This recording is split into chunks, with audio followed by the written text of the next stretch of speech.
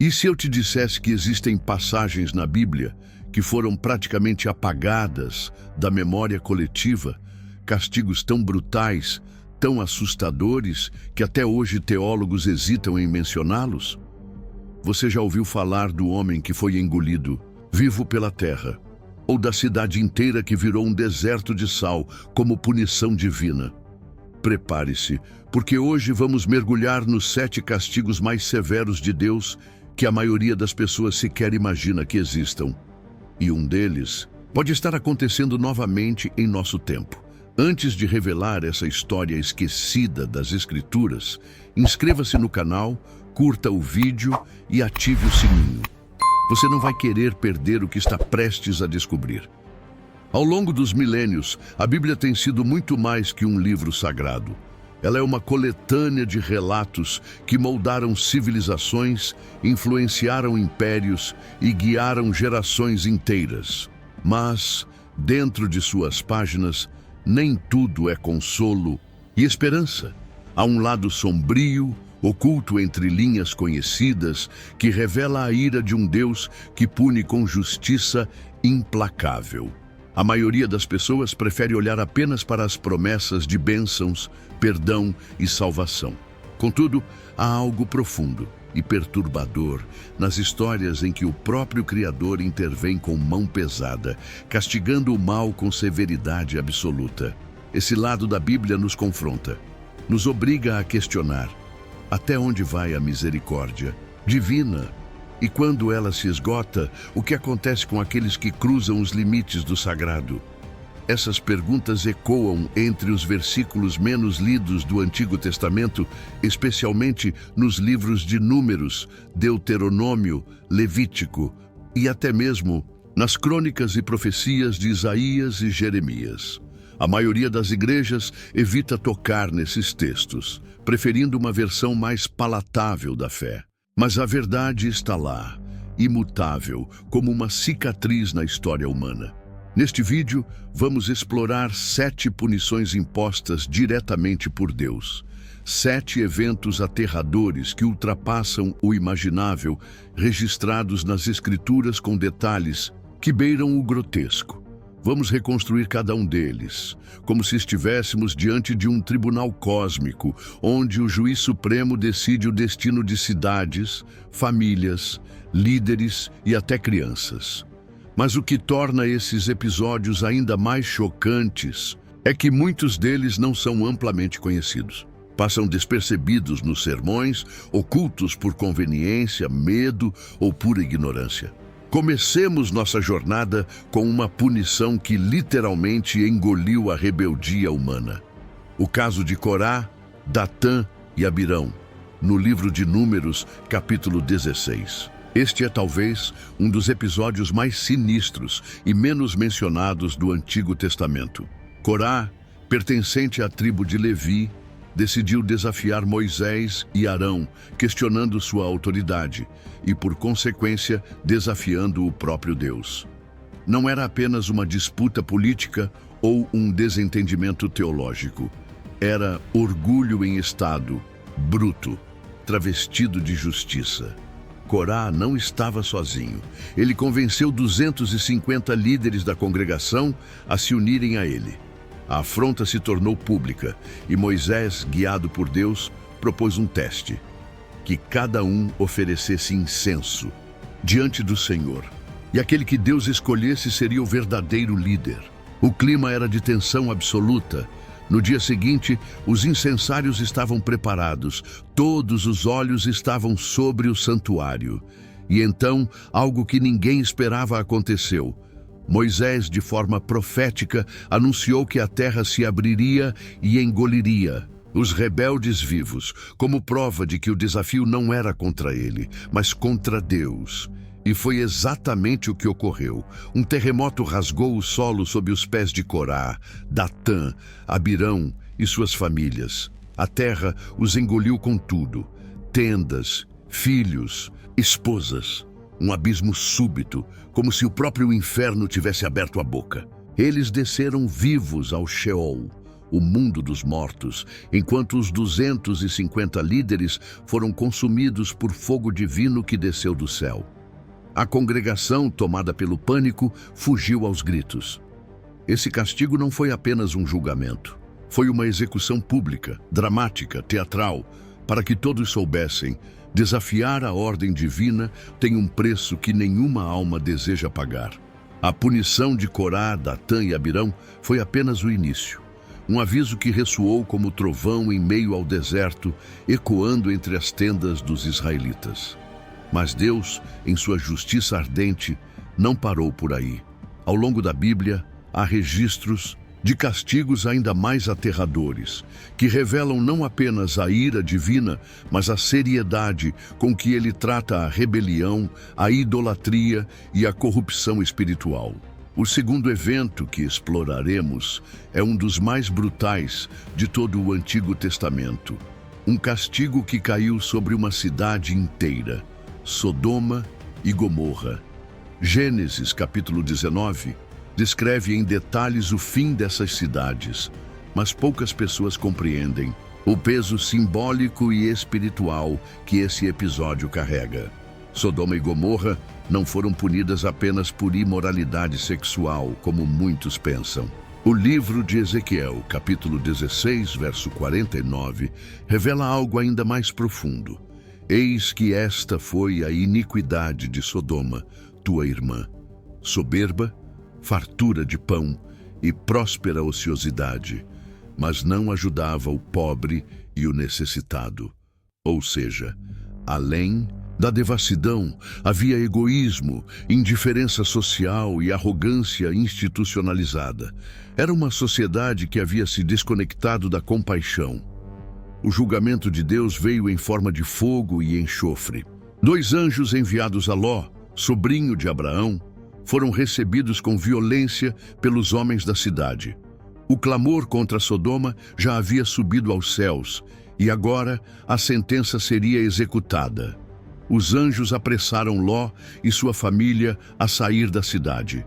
No entanto, mesmo diante do aviso claro, a mulher de Ló olhou para trás.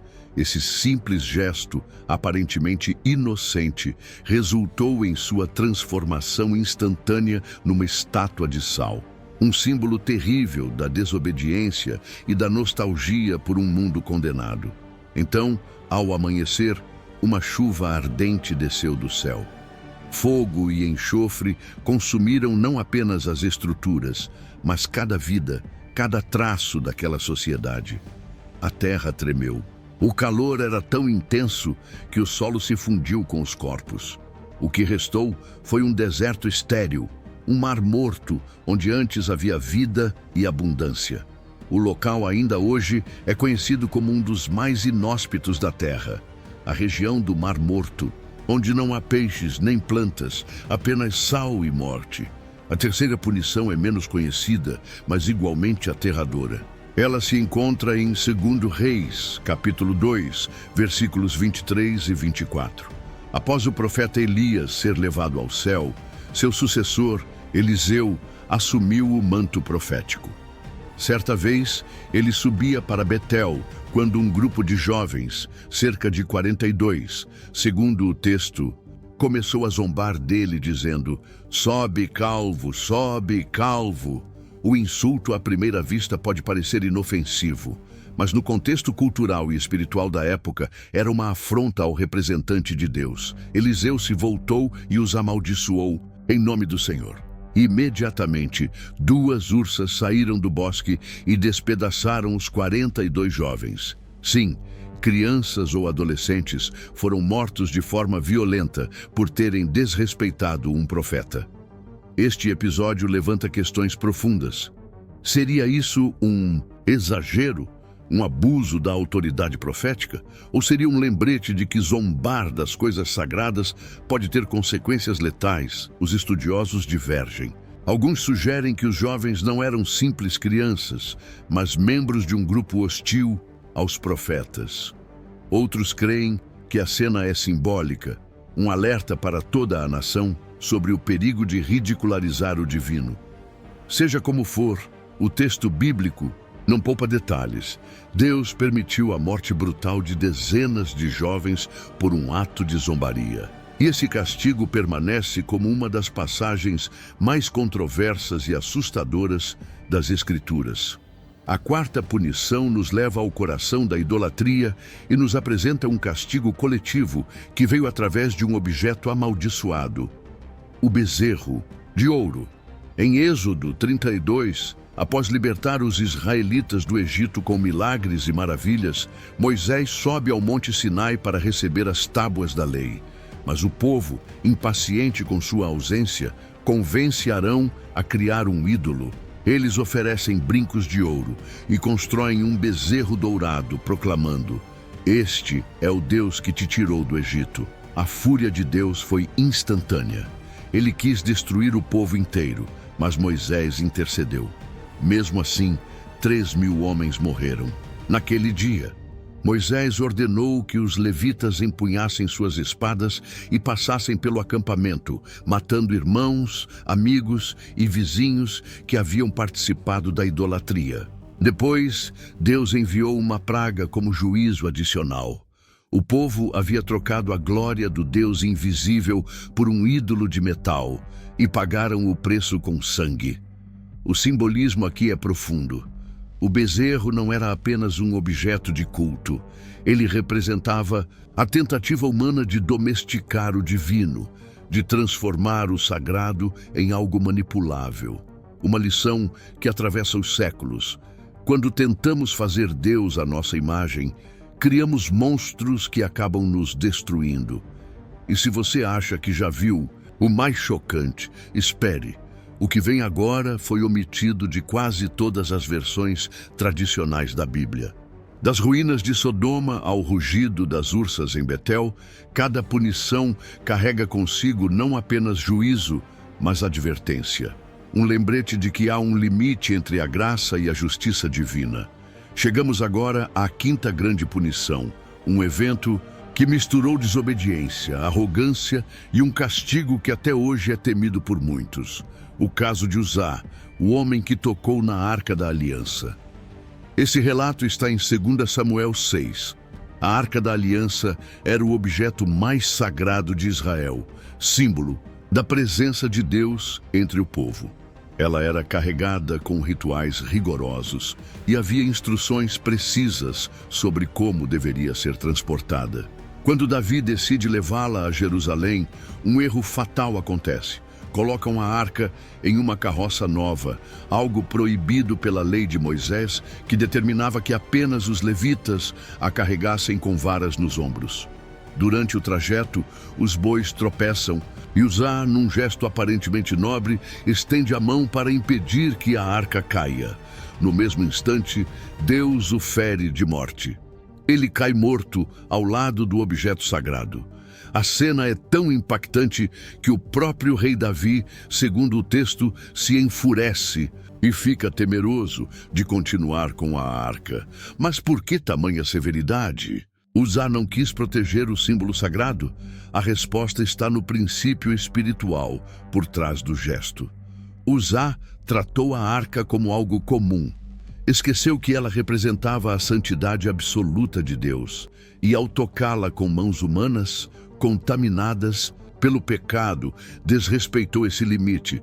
Foi um choque de realidades, o profano tentando controlar o sagrado. Esse episódio carrega uma mensagem que transcende o tempo. Há limites no relacionamento com o divino. Nem todo gesto bem intencionado é aceito quando viola a santidade de Deus. Uma lição dura, mas necessária, sobre temor, reverência e obediência total. Avançamos agora para uma das punições mais complexas e teologicamente profundas em toda a Bíblia. A sexta punição é a lepra de Geazi, servo do profeta Eliseu. O caso está registrado em 2 Reis 5. Geazi acompanhava Eliseu e testemunhou quando o general sírio Naamã foi curado de sua lepra após mergulhar 7 vezes no rio Jordão, conforme a instrução do profeta. Naamã, agradecido, ofereceu riquezas, mas Eliseu recusou tudo, mostrando que os dons de Deus não estão à venda. Geazi Porém, motivado pela ganância, correu atrás de Naamã e mentiu, dizendo que Eliseu havia mudado de ideia e aceitaria os presentes. Recebeu prata e roupas finas. Quando voltou, Eliseu em espírito já sabia o que havia acontecido. Ele então pronunciou a sentença: portanto, a lepra de Naamã se apegará a ti e à tua descendência para sempre. E naquele instante Geazi ficou leproso, branco como a neve. Esse castigo tem várias camadas. Não se tratava apenas de uma mentira ou ganância. Geazi manchou a imagem do profeta, transformando um milagre divino em transação comercial. Ele tentou explorar a fé alheia para benefício próprio.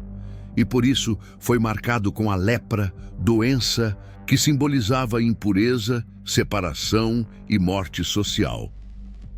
Refletir sobre esse episódio nos leva a questionar: quantas vezes ainda hoje a fé é transformada em moeda?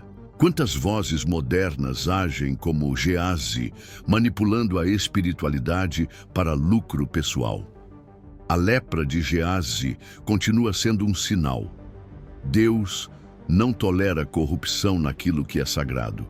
E por fim, chegamos à sétima e última punição, talvez a mais simbólica e devastadora: o exílio da nação de Judá para a Babilônia, uma punição coletiva, nacional, que envolveu fome, escravidão, destruição do templo e perda total da identidade religiosa. Está registrada em 2 Reis 24 e 25, além de detalhada nos livros de Jeremias e Lamentações.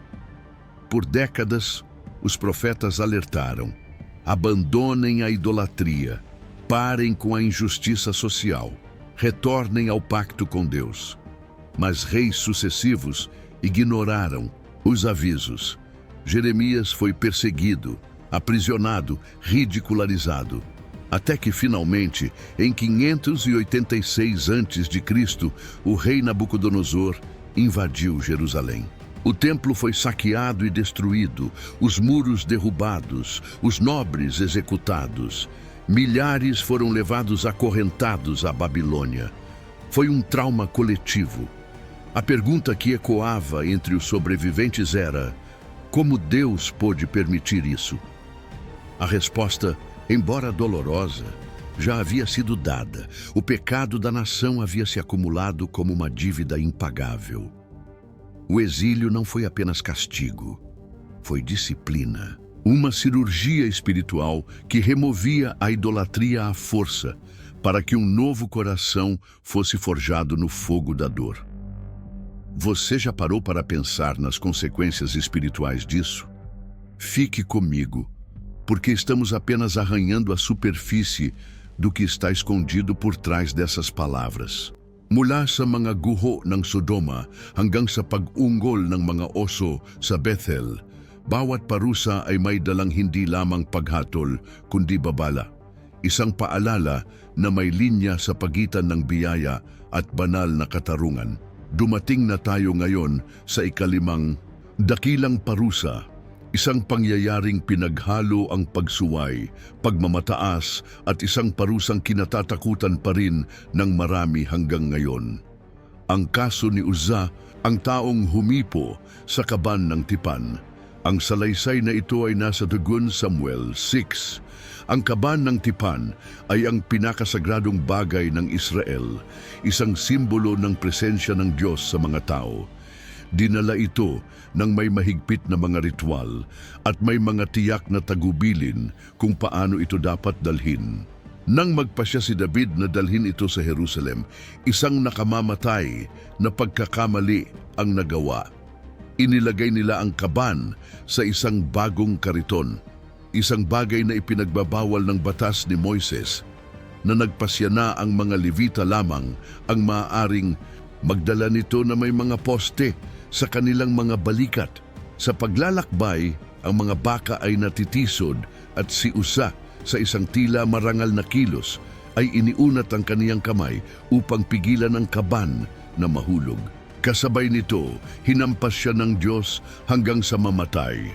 Bumagsak siyang patay sa tabi ng sagradong bagay.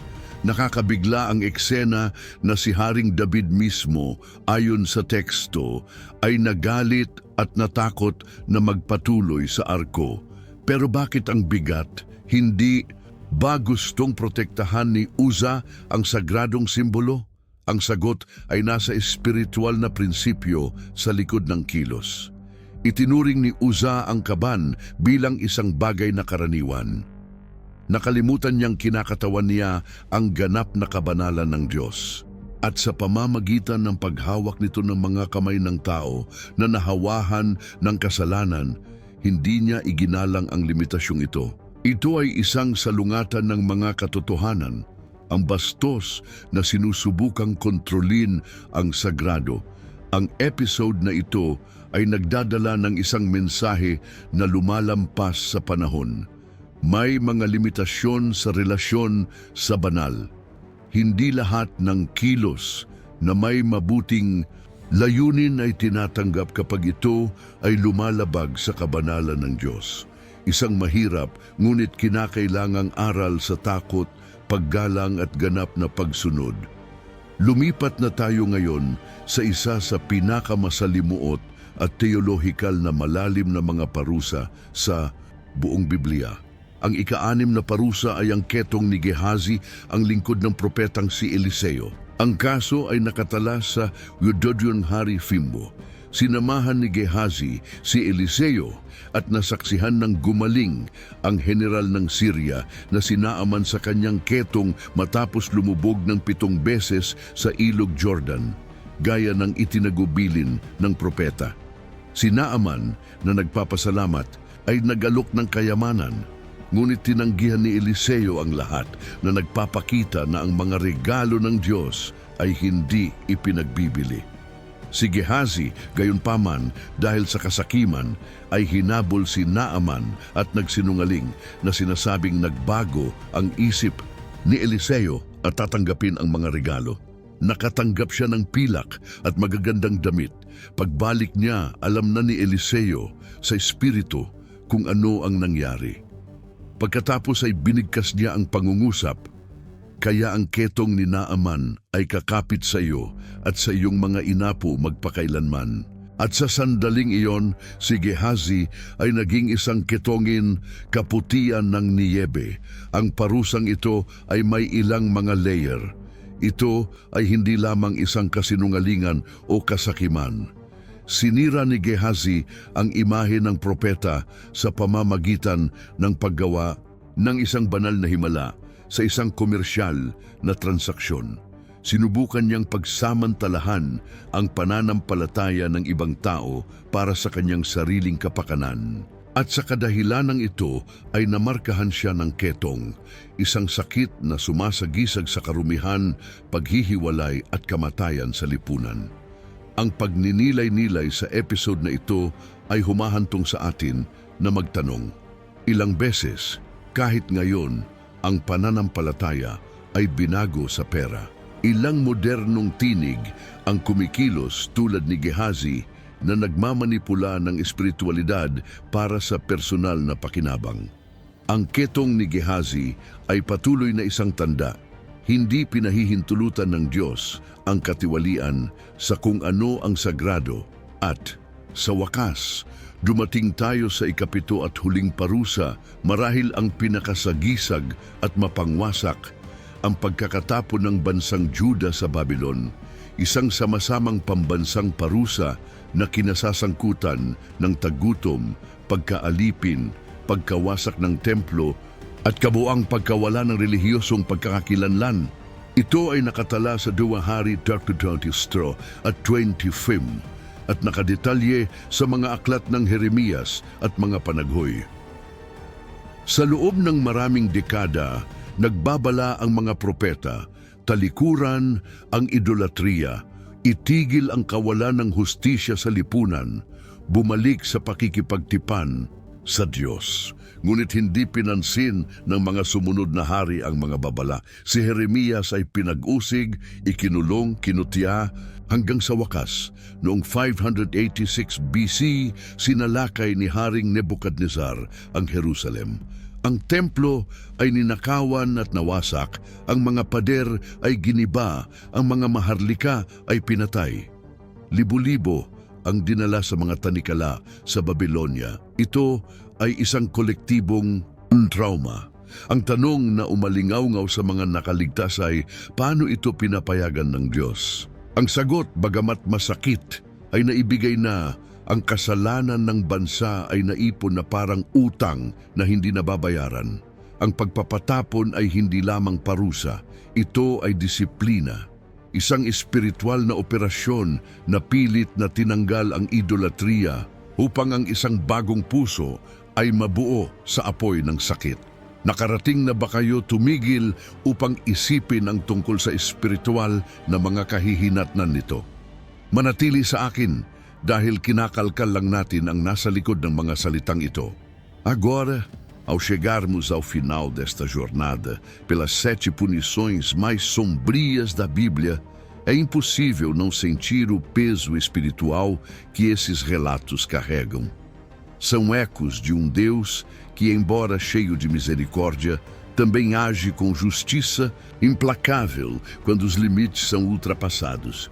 Mas há algo ainda mais profundo oculto entre as linhas desses textos antigos. Uma 8ª punição, invisível, sutil, que se esconde nas entrelinhas da história sagrada e talvez seja a mais terrível de todas. Essa punição não aparece em pragas, nem em desastres naturais, tampouco em lepra ou morte. Ela é silenciosa, gradual e perigosamente eficaz.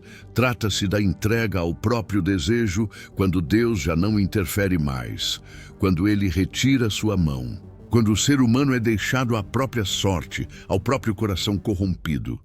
Romanos capítulo 1 nos dá um vislumbre dessa punição. 3 vezes o texto diz: por isso Deus os entregou. Entregou à impureza. Entregou a paixões vergonhosas, entregou a uma disposição mental reprovável. O juízo, nesse caso, não foi um raio dos céus, mas a liberdade total para o homem seguir seu próprio caminho, um caminho que conduz à destruição.